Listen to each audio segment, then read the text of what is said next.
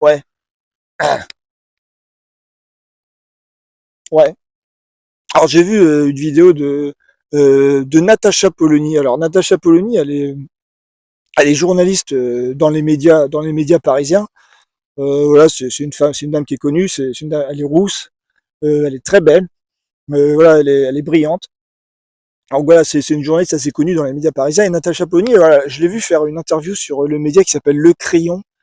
Euh, et elle dit des choses intéressantes, comme toujours avec Natacha Polony. Bon, alors j'ai vu cette interview après avoir vu un extrait qui m'a interpellé, où elle dit un truc intéressant. Elle dit que elle parlait d'une histoire qui l'avait choqué. Alors c'était un jeune homme qui venait du Bocage normand. C'est-à-dire d'ici, je suis en plein milieu du Bocage normand, donc elle parle de moi, qui était parti faire le djihad en Syrie. Et alors donc en fait non, elle parle pas de moi. Bon. Et elle avait trouvé ça l'avait choqué cette histoire parce que ce mec n'avait rien à voir avec la Syrie. Et comme il s'était enfermé dans une espèce de bulle informationnelle d'extrémistes, il s'était persuadé voilà, qu'il devait aller faire le djihad en Syrie. Bon. Et ensuite, voilà, Natacha Polony explique voilà, qu'il faudrait qu'on arrive à recréer une épopée, et dire que la République, voilà, c'est cette idée géniale, qu'on a un destin commun autour de liberté, égalité, fraternité. Bon, alors certes, mais bon, voilà, c'est un discours aujourd'hui qui est creux, hein, qui est creux. Alors Natacha Polony n'est pas creuse, ok, mais voilà, ça veut plus dire grand chose. Voilà, bon, alors elle se plaint que voilà, je sais pas, les politiques, l'État, la société ne parlent plus aux jeunes. Voilà, on n'arrive plus à s'intéresser en fait, on n'arrive plus à se rendre palpitant. Voilà, alors dans l'interview complète, alors elle parle du problème de la surinformation, des réseaux sociaux. Alors elle a raison. Elle a raison. Là, le problème c'est que voilà, on est tellement mais atomisé, nous n'avons plus d'imaginaire commun en fait.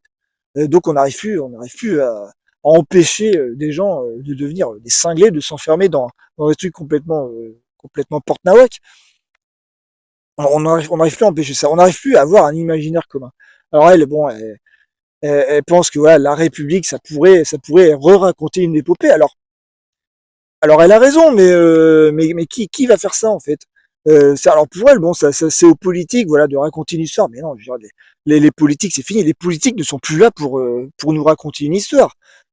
En plus, la France, c'est le pays qui raconte des histoires, hein. Historiquement, c'est le pays qui raconte des histoires. Bon. Mais les politiques, voilà, ce sont des commerciaux, ce sont des gens en costard-cravate. Ils sont là pour organiser le marché. Ils sont là pour faire en sorte que le marché fonctionne bien. Ils sont là pour ça, les politiques. Bon. Ils sont plus là pour nous raconter une histoire. Voilà.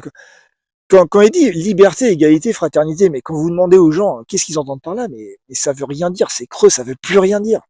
Voilà, quand vous demandez aux gens qu'est-ce qu'ils entendent par liberté, mais tous les gens vont vous donner une définition différente de la liberté, parce que c'est une notion qui a été réfléchie, qui a été définie mille et une fois dans la philosophie, en politique, en tout.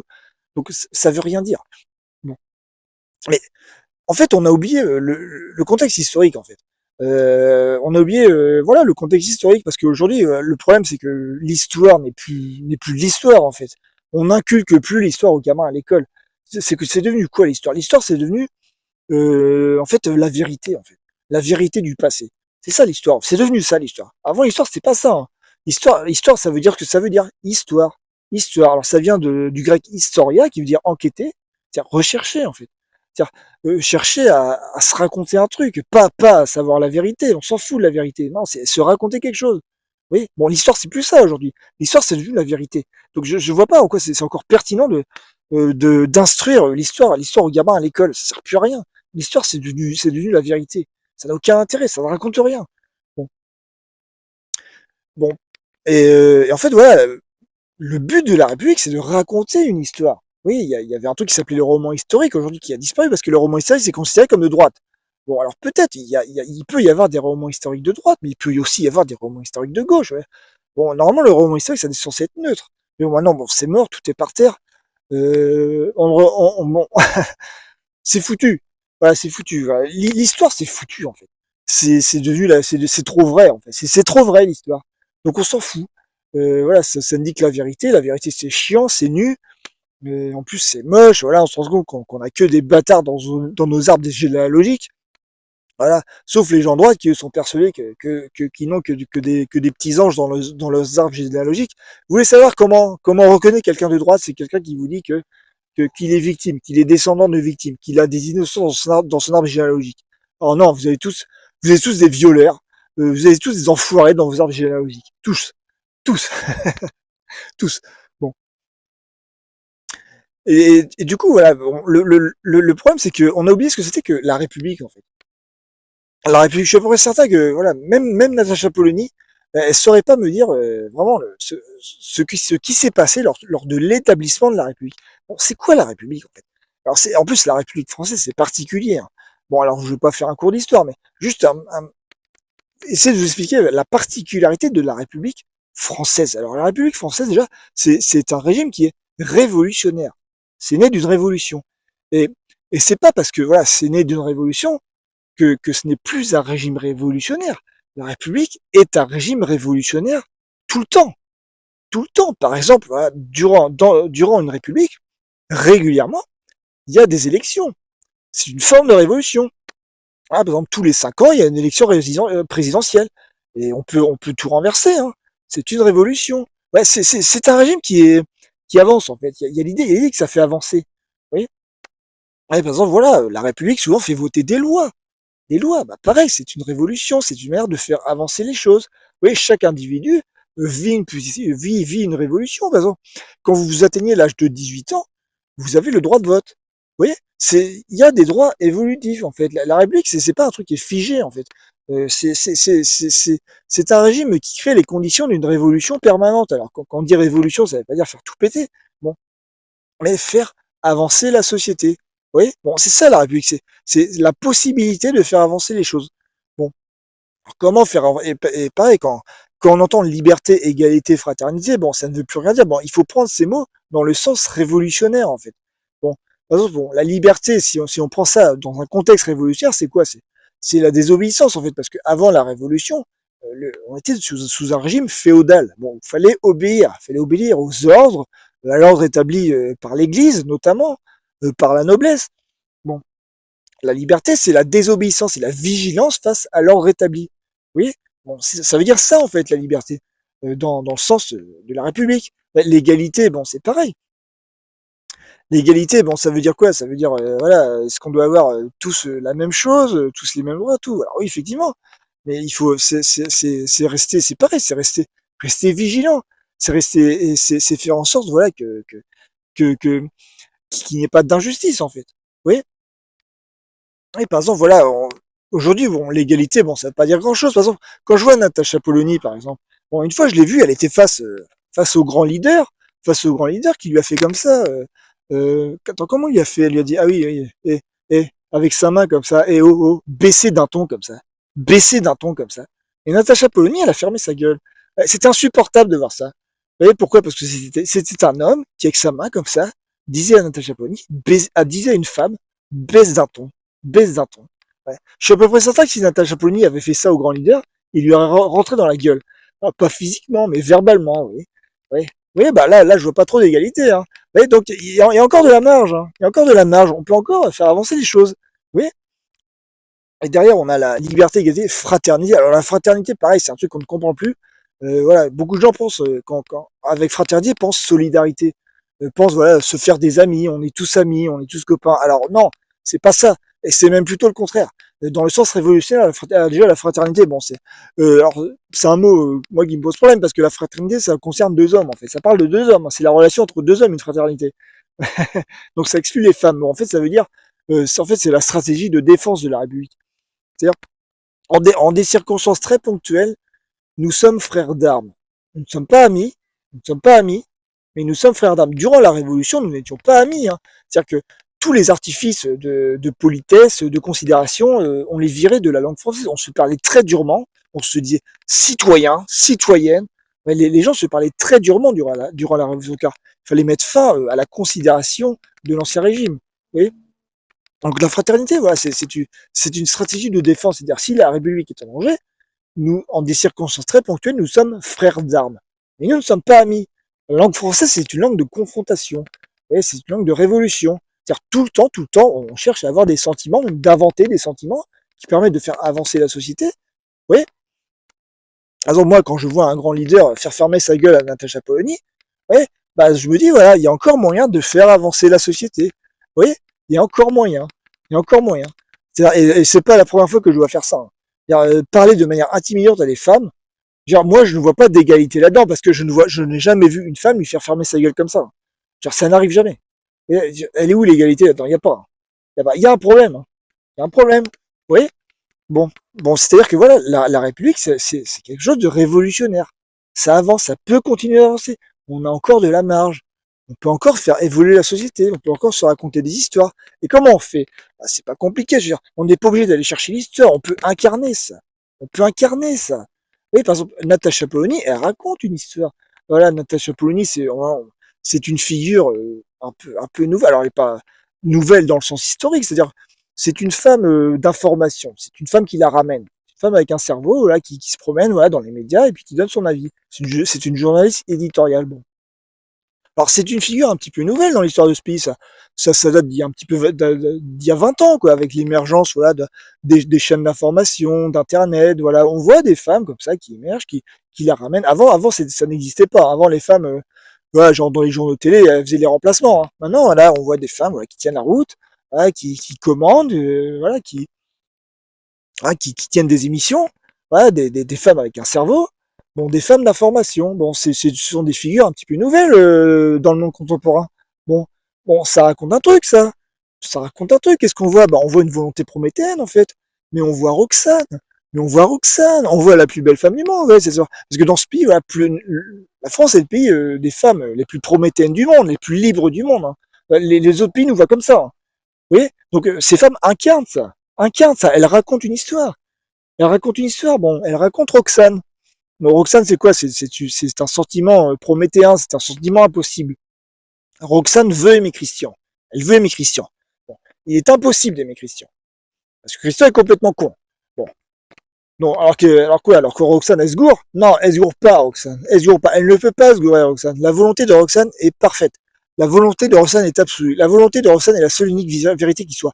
Par exemple, voilà, genre, je suis sûr que si je demandais à Natacha Polony pourquoi la République est représentée par une femme, elle ne pourrait pas me répondre. Elle ne saurait pas me répondre. Enfin, je ne sais pas, peut-être pas, parce que bon, elle a une culture historique quand même. Mais voilà, pourquoi la République est représentée par une femme? Pourquoi? En plus, une femme à poil. Il y a une femme qui monte ses nibards. Pourquoi? Pourquoi? Pourquoi? Pourquoi la liberté est représentée par une femme? Pourquoi? Pourquoi? Vous voyez, il y a des raisons à ça. Il y a des raisons à ça. Vous voyez, il y a encore des histoires à se raconter et surtout à incarner. À incarner. Regarde, nous avons mais dégenré le monde complètement et c'est absurde. Mais la langue française, elle est faite pour être genrée. Elle ne s'utilise pas de la même manière en fonction des hommes et selon le genre, selon qu'on est un homme ou qu'on est une femme. Mais bon, il y a un problème.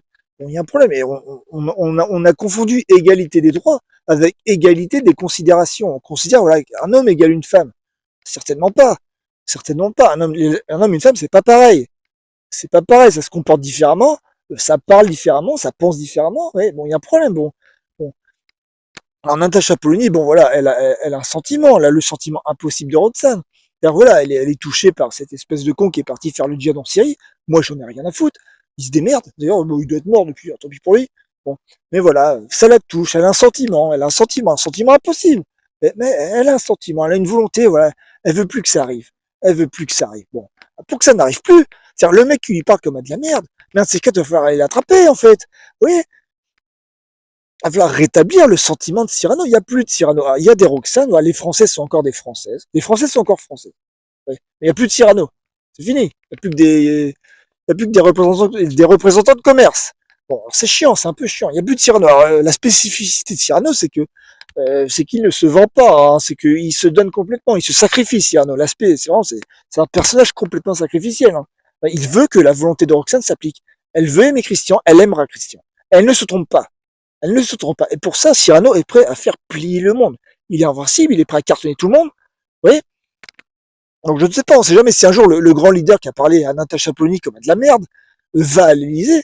Mais allez-y, mais foutez-le à l'Élysée. Mais je vais le chercher. Mais je vais le chercher. Mais allez-y. Mais foutez-le à l'Élysée et on se racontera une belle histoire. Une belle histoire. Il paraît que l'histoire se répète en farce. Il paraît, ça se même, moi je suis un petit farceur. Je suis un petit farceur, d'accord? Alors je ne vais pas attenter à la vie du grand leader. Non, non, non, je vais me contenter de le choper par le col et de le virer à coup de pied au cul. Oui, oui, ça serait une belle histoire à raconter. Ce serait l'humiliation, mais la pire humiliation de l'histoire de l'humanité. Le grand leader, il n'arrête pas de faire semblant de chialer tout le temps. Hein. Je n'ai jamais vu ses vraies larmes. Je n'ai jamais vu ses vraies larmes. C'est dommage. Là, le prendre par la peau du cou comme ça, le virer à coup de pied au cul de l'Élysée. Ah, mais ça serait beau. Ça serait beau, ça serait magnifique. Oui, oui, parce que voilà, comment il se permet de parler à Roxane, lui? Comment il se permet de parler à Roxane? Oui, parce que Natacha Polony, c'est Roxane, voilà, elle est affirmée, elle est belle, elle a un sentiment impossible. Quand elle a ce sentiment impossible, Natacha Polony, elle est la plus belle femme du monde. Je suis à peu près certain que si je disais à Natacha Polony qu'elle est la plus belle femme du monde, elle ne me croirait pas. Vous voyez? Bah, parce qu'elle n'est pas belle, elle est sublimissime. Mais parce que les hommes sont devenus des tocards. Les hommes dans ce pays sont devenus des tocards. Vous êtes des tocards, messieurs. Vous êtes tous beaux, vous êtes propres, ouais, vous êtes bien habillés, ouais, vous foutez rien. Ouais. Mais qu'est-ce que c'est que ça? Mais qu'est-ce que c'est que ça? Genre, vous n'utilisez plus la langue française comme elle est censée être utilisée, en fait. Est-ce que Natacha Polony sait que, je sais pas, nous sommes le pays des duels, par exemple? Mais pourquoi nous sommes le pays des duels? Pourquoi en France les duels ont été abolis parce que les Français s'entretuaient trop? Dans les autres pays, les duels ont été abolis parce que c'était tombé en désuétude, hein, parce que c'est dangereux de provoquer en duel un homme. Chez nous, les duels ont été abolis parce que les Français s'entretuaient trop. Et pourquoi? Et pourquoi? Comment ça se fait? Oui. Est-ce qu'elle sait ce que c'est que, je sais pas, l'esprit de chevalerie? Est-ce qu'elle sait ce que c'est que l'amour courtois? Il y a ça, je pense ça. L'héroïsme à la française. Je pense pas. Hein. Je pense pas, voilà. Ouais, il y a plein de trucs qui sont partis. Hein. Tu vois, la République, c'est un truc alors qui certes, qui met fin à, à un régime en place, au régime des féodaux, mais ça s'inscrit dans une continuité hein, avec l'esprit de chevalerie à la française, avec l'amour courtois, l'idée de l'amour courtois, oui, oui.